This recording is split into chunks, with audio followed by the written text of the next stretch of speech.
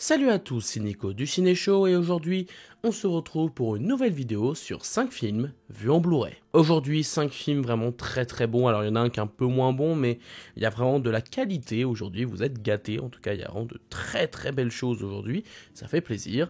Et voilà, je vous propose qu'on ne perde pas plus de temps, il y a un petit peu de tout en termes de style, encore une fois, on ne perd pas de temps et on commence tout de suite cette nouvelle vidéo Blu-ray. On commence avec un film d'un réalisateur extrêmement réputé, puisqu'en effet on va parler de Clint Eastwood et de ce film Sully. Sully avec Tom Hanks, qui raconte l'histoire vraie d'un pilote d'avion qui avait atterri sur l'Hudson à cause d'un problème technique, donc l'Hudson à New York, qui avait atterri à cause d'un problème technique, et c'était vraiment un miracle presque ce qu'il avait fait, sauf qu'il va être un petit peu remis en cause, ce pilote, et on va suivre un peu son histoire durant le film, enfin principalement l'histoire de cet incident. Et j'ai trouvé ça bien sans plus, en fait, voilà. C'est-à-dire que pour vous expliquer, j'étais en train de découvrir un peu tous les Eastwood, en tout cas pas mal d'Eastwood avant de la sortie de Jury numéro 2, qui est excellent d'ailleurs, n'hésitez pas à le rattraper si vous pouvez, parce que c'est vraiment un excellent film de Clint Eastwood, mais du coup, je voulais rattraper plusieurs films de sa filmographie, et parmi eux, il y avait ce film-là qui traînait dans ma vidéothèque, et ce Sully, je l'ai trouvé vraiment... il est bien parce qu'il est quand même bien joué, il n'y a pas de problème, il est bien joué, il est bien réalisé, il y a de belles choses, mais il y a un problème principal, c'est que j'ai fini le film, je me suis dit, pourquoi tu me racontes cette histoire? Parce que je suis habitué avec Eastwood, du coup, maintenant que j'ai rattrapé plusieurs films, je comprends son idée de vouloir raconter l'histoire de personnages entre guillemets ordinaires qui vont faire des choses extraordinaires. Il avait fait dans différents films, avec le cas Richard Jewell, par exemple. Mais il y en a eu d'autres, il y a le 15 heures 17 pour Paris qui lui était vraiment assez raté pour le coup. Celui-là en fait il est bien fait, mais là où le cas Richard Jewell avait réussi à aller un petit peu plus loin à mon sens que son concept, c'est-à-dire il disait quelque chose avec son personnage sur l'Amérique, là il dit quelque chose quand même, mais arrivé à la fin du film je me disais que c'était... En fait je comprenais pas pourquoi il voulait me raconter cette histoire. En tout cas, qu'est-ce que ça apportait de plus par rapport à ce qu'il avait déjà raconté. Donc, je sais pas. Je suis resté un petit peu perplexe devant ce film, en me disant c'est bien fait, les effets spéciaux sont plutôt bons. C'est un bon film, mais un film qui ne m'a pas parlé, presque pas en fait. Là, vraiment, je sais pas ce qu'il a voulu dire Eastwood avec ce film. Au-delà de cette histoire qui, il est vrai, est assez extraordinaire, de là à en faire un film complet, je sais pas si ça valait le coup. Après, évidemment, ça ne reste que mon avis, et le film reste bien en soi, hein, ça reste du Eastwood, mais voilà, un petit peu déçu. Mais à partir de maintenant, on n'est que sur des films qui sont vraiment bons, vraiment très bons. On commence avec un rattrapage de 2024, en effet, vu que la fin d'année approche, j'ai déjà commencé les rattrapages de films sortis cette année. Et parmi eux, j'ai acheté le film The Iron Claw, ou Iron Claw tout court d'ailleurs en France, qui raconte l'histoire vraie d'une famille de lutteurs qui s'appellent les Von Erich, je sais plus comment on dit, qui est donc interprété par Zac Efron, Jeremy Allen White, on a Harris Dickinson, etc. Et donc ça suit cette famille au destin extrêmement tragique, et pour le coup il faut le voir pour le croire, sachant qu'en plus ils ont retiré un frère qui avait un destin encore plus tragique, mais ils l'ont retiré je crois parce qu'ils avaient peur que le public n'y croit pas, et c'est vrai que rien que là déjà, c'est assez saisissant. Donc c'est un drame sur cette famille de lutteurs qui a vraiment existé, et qui est du coup assez déchirant, il faut le dire. On a un excellent casting du début à la fin, les acteurs font... du mieux qu'ils peuvent, vraiment c'est assez impressionnant, notamment Zac Efron qui a vraiment un rôle taillé sur mesure, qui le révèle un peu au grand public, qui pensait que c'était juste un gars qui venait d'High School Musical et qui savait pas faire grand chose de plus. Là il prouve dans ce film que c'est un excellent acteur, au-delà de ça, mais on a des rôles secondaires, notamment le rôle du père qui est excellent. Et de manière générale, les personnages sont très bien écrits, forcément avec une histoire aussi dingue. Je pense que ça donne une belle base pour une histoire dramatique assez touchante. Mais c'est bien écrit, c'est bien réalisé. On a quelques passages qui sortent un petit peu du lot et qui permettent de nous immerger un peu dans cette famille. Je pense à il y a certaines scènes, notamment d'accident. Il y a une scène d'accident par rapport à un des frères qui m'a bien marqué en termes de montage, notamment. Je trouve que ça marche bien, ça te marque assez facilement. Et ouais, c'est une histoire vraiment tragique, quoi. C'est ça qui est fou avec ce film, c'est de voir cette famille, j'arrive pas à s'autodétruire, mais en tout cas, se diviser, se déchirer au fur et à mesure, et la fin, bah, limite fait de verser une larme, hein, il faut le dire. La fin est très réussie parce qu'elle remet en question justement toute cette histoire et nous permet de nous rendre compte à quel point parfois on a aussi de la chance d'avoir une famille, d'une famille fonctionnelle. Enfin, je sais pas pour vous évidemment, mais moi je sais que j'ai la chance d'avoir une famille qui est extrêmement bienveillante et qui fonctionne très bien. Mais voilà, c'est une histoire très tragique et qui m'a beaucoup touché. Donc si vous avez l'occasion de voir Iron Claw, je vous le recommande. C'est un film difficile par moments, mais qui est vraiment bien raconté, qui vaut le coup d'œil. Vraiment, c'est vraiment un super film. Et c'est pas juste un film sur le catch, même si ça en parle un petit peu. C'est vraiment un drame sur une famille et c'est vraiment un drame très puissant. Ensuite, un film extrêmement connu puisque c'est réalisé par l'un des réalisateurs les plus connus de tous les temps, si ce n'est peut-être le plus connu à voir. Je parle de Stanley Kubrick et de son Full Metal Jacket, voilà, que j'avais depuis au moins 3-4 ans lui pour le coup. Je sais que je l'ai depuis le début quasiment de la collection et je l'avais jamais regardé et je me suis dit un après-midi, enfin un midi pour être plus précis, c'est quand je mange que je me dis je vais mater un petit Blu-ray. Et bah je me suis maté Full Metal Jacket et qu'est-ce que j'en ai pensé de ce film qui est aussi qui est autant plébiscité. Et bah j'ai bien aimé et c'est déjà une bonne chose parce que pour ceux qui se souviennent, Shining je suis pas un grand fan pour être honnête et 2001 pareil. C'est des films que je respecte pour ce qu'ils ont apporté au cinéma. Mais voilà, j'ai un petit peu de mal à la regarder, on va dire comme ça, pour le plaisir. Là, pour le coup, Full Metal Jacket, c'est un film que j'ai plus apprécié. Je pense que c'est celui que j'ai préféré de sa filmographie, notamment pour sa première moitié, qui est la plus réussie, à mes yeux, clairement. La première moitié qui nous raconte, qui est jouée par Vincent Donofrio, dans mes souvenirs, ouais, c'est ça, qui est le caïd dans les dernières versions de Spider-Man et Daredevil, il me semble. Et bah du coup, Full Metal Jacket, c'est une première moitié, je vais trop vite, qui fonctionne très bien. On suit ces soldats qui vont se préparer pour la guerre du Vietnam, hein, c'est un film sur la guerre du Vietnam évidemment, et on a du coup ce personnage extrêmement culte du sergent, l'instructeur militaire, je sais pas si c'est un colonel ou un général, je suis très très mauvais pour ce qui est des grades, mais dans tous les cas, voilà, le chef, on va dire, de cette équipe, de commando, etc.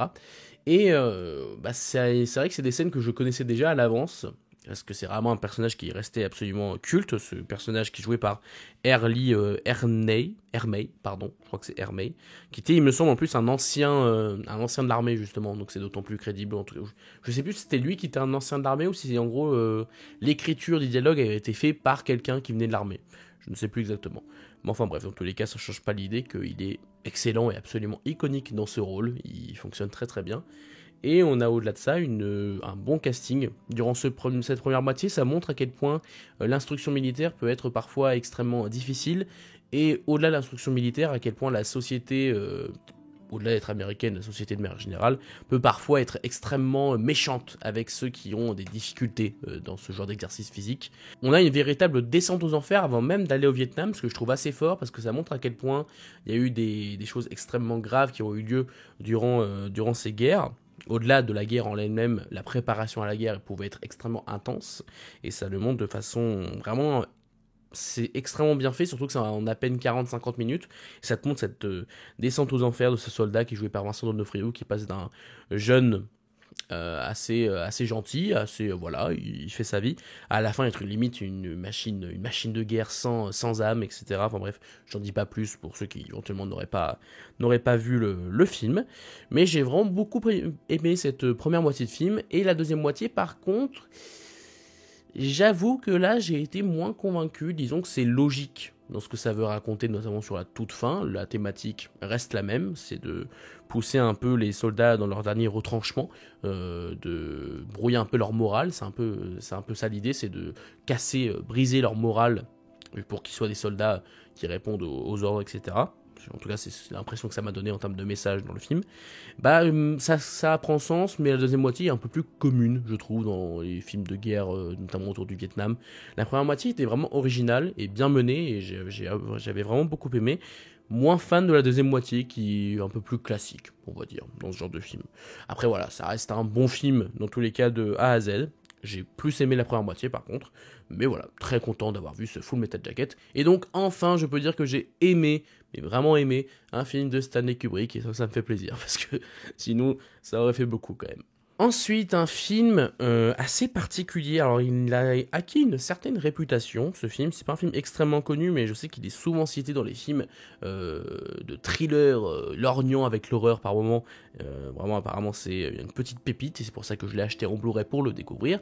C'est le film The Strangers, qui est un film réalisé par Na Hong-jin, Na Hong-jin, qui avait fait The Chaser et The Murderer, que je n'ai pas vu, mais apparemment c'est très très bien également, et qui raconte l'histoire d'une série de meurtres qui ont lieu dans des petits villages, des meurtres assez atroces, il faut le dire. Et bah justement, cette série de meurtres est assez inexplicable, parce qu'il y a vraiment des phénomènes extrêmement étranges, et c'est pour ça que je vous dis que ça lorgne avec l'horreur, c'est que je vous dis pas à 100% est-ce que c'est vrai ou pas, mais voilà, il y a des histoires un peu fantastiques presque sur les bords. Voilà, j'en dis pas plus, parce que c'est justement le film est assez... nous dit pas clairement, en tout cas, ce qui se passe, donc vaut mieux garder un petit peu de mystère, et bah j'ai vraiment beaucoup aimé ce film. Alors je m'attendais peut-être à une claque encore plus grande, parce que j'ai vraiment vu des avis absolument dingues sur le film, mais c'est vraiment un excellent film en termes d'ambiance, c'est dinguissime, il y a une photo à tomber par terre, c'est magnifique visuellement, on a des acteurs et actrices qui sont vraiment impliqués et qui donnent des répliques qui sont assez marquantes. Il y a aussi ce que je trouve assez intéressant, c'est que le film, souvent, c'est souvent le cas d'ailleurs dans les films sud-coréens, il lorgne avec plusieurs genres. C'est à la fois du thriller, c'est à la fois un petit peu de l'horreur, c'est à la fois de la comédie aussi par moments, très rapidement, hein, clairement très rapidement, mais parfois c'est aussi un peu de la comédie, c'est du drame, c'est vraiment beaucoup de choses. Et ça donne un ensemble qui aurait pu être extrêmement étrange, et pourtant là ça passe bien, on sait pas comment ils ont fait mais ils ont réussi, ça passe très bien, et il faut avouer que j'ai rarement vu un film comme The Strangers, en tout cas en termes d'ambiance c'est assez unique, et sa conclusion est d'autant plus marquante, on va dire, parce que même à la conclusion, même si elle valide entre guillemets quelque chose qui s'est passé dans le film, on reste quand même dans quelque chose d'assez ambigu malgré tout, et on a envie d'en savoir plus, et ça nous laisse plusieurs questions en tête à la fin du visionnage, sauf que c'est des questions qui sont vraiment bonnes, c'est pas genre tu finis le film et t'as l'impression qu'il manque un bout, non, t'as l'impression qu'il a tout raconté, et que c'est à toi aussi d'essayer de réfléchir à ce que tu as vu, et c'est assez gratifiant, je trouve, c'est très stimulant.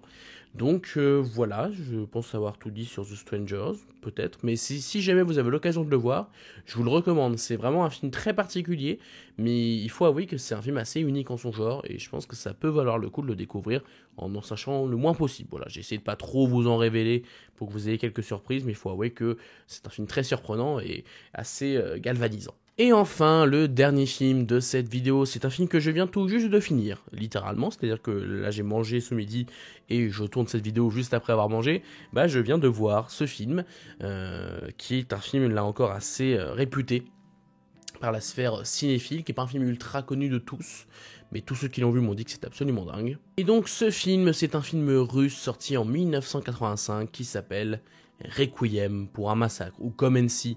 Dans sa version originale, je crois que c'est lié à une citation de la Bible. D'ailleurs, il me semble de l'Apocalypse, je sais plus exactement. Mais je crois que c'est ça. C'est un film réalisé par Hélène Klimov et qui nous plonge en 1943 en Biélorussie.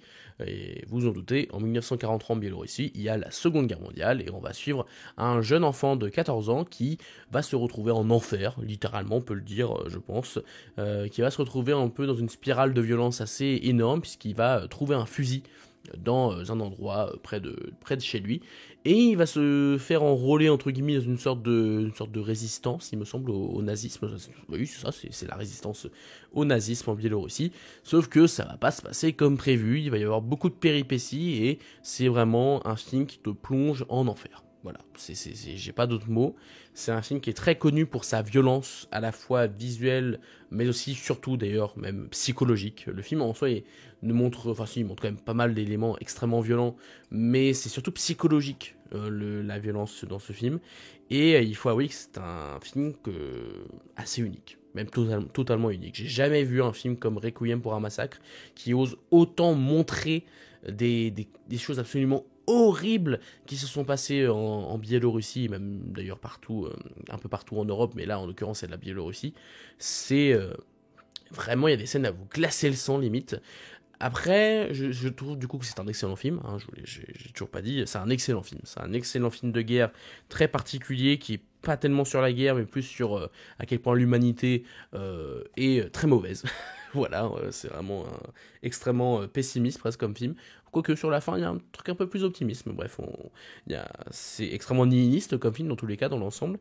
Et bah, c'est un film que j'ai pas non plus apprécié tout du long parce que c'est un film qui prend son temps pour poser son ambiance et il faut avec ça marche, hein, l'ambiance est assez prenante, mais voilà, c'est quand même très posé, c'est quand même très lent par moments, le but c'est aussi à la fois, c'est pas que de vous montrer des images hyper violentes ou quoi, c'est aussi de vous plonger dans une atmosphère extrêmement angoissante, presque comme si on était dans un film d'horreur limite, d'ailleurs c'est plus flippant que beaucoup de films d'horreur limite, enfin, complètement d'ailleurs, mais ça fait que je suis pas complètement rentré dans le film, parce qu'il y a des moments où j'étais un peu laissé en dehors, où j'étais pas tellement pris dedans, je sentais qu'il voulait instaurer une ambiance et que bah, ça se respectait, surtout que le film est assez magnifique visuellement, mais voilà, il y a des moments où j'étais un petit peu en dehors, du coup ça fait que j'ai pas non plus pris une claque intersidérale devant ce film, mais il faut avouer qu'il te laisse quelque chose, je viens de le finir à peine, donc c'est difficile de parler sur la durée, mais je pense que c'est le genre de film qui peut te marquer pendant plusieurs mois, pendant plusieurs années limite, peut-être plusieurs mois, on ne peut pas abuser, mais dans tous les cas c'est un film qui va me rester, quoi. Il y a des images de ce film qui sont absolument inoubliables, il y a une violence psychologique assez forte, et ouais, c'est un film qui ose beaucoup, et ça fait que je comprends pourquoi il a acquis une réputation de film extrêmement... c'est un film extrêmement apprécié, qui est considéré par certains comme l'un des meilleurs films, si ce n'est le meilleur film de guerre jamais sorti. Et honnêtement, j'irai pas jusque-là à titre personnel, mais je comprends pourquoi on pense cela. C'est un film qui vous attrape dès le début, qui ne va pas vous lâcher. C'est le genre de film qui il y a presque pas de répit. Certes, c'est lent, mais on est toujours dans une ambiance extrêmement poisseuse, malsaine, pour vraiment te plonger au cœur de la guerre et des souffrances que ça a causé. Et notamment une scène sur la fin qui est un véritable massacre, qui est abominable, mais tellement bien faite, hein, mais c'est abominable, Donc voilà, c'est Requiem pour un massacre, je suis très content de l'avoir vu malgré tout, même si j'ai pas non plus adoré au plus haut point, c'est un film qui me semble extrêmement important, notamment en tant qu'historien, forcément en tant que futur prof d'histoire, ça m'intéresse, et je trouve que le film, alors évidemment à pas montrer à des collégiens parce que c'est quand même un peu hardcore, c'est quand même un peu vénère comme film, mais voilà, c'est un film qui peut avoir un rôle éducatif aussi en tant qu'adulte même, hein. Je pense que ça peut être intéressant pour tout le monde de voir ce film parce que ça montre la violence et la guerre d'une façon que j'ai rarement vue, et ça peut nous permettre de nous rendre compte à quel point cette période était absolument abominable, en tout cas pour certaines populations, notamment en l'occurrence là ils ont pris la Biélorussie parce qu'il y avait plus de 600 villages je crois biélorusses qui ont été brûlés par les nazis, j'allais dire le mot mais je crois que YouTube n'aime pas ce mot, donc dans tous les cas l'armée allemande évidemment, ouais c'était un enfer. Donc voilà, pour ce qui est de Requiem pour un massacre, un film que je vous conseille de voir si vous l'avez jamais vu, il faut avouer que c'est assez déroutant. Et on a rarement vu un film comme ça, clairement. Donc n'hésitez pas à le regarder, c'est difficile, mais ça vaut le coup. Et j'ai oublié de dire, mais l'acteur principal est absolument phénoménal. Voilà, sa tête, que vous voyez sur la jaquette là, il est fou, il est complètement dingue, enfin, dans le sens où il a une façon d'interpréter le personnage qui, je crois d'ailleurs, limite l'a traumatisé d'ailleurs sur le plateau, je sais plus exactement, mais ouais, l'acteur principal porte tellement le film sur ses épaules, sa tête sur la fin il est presque défiguré, enfin c'est impressionnant, c'est impressionnant.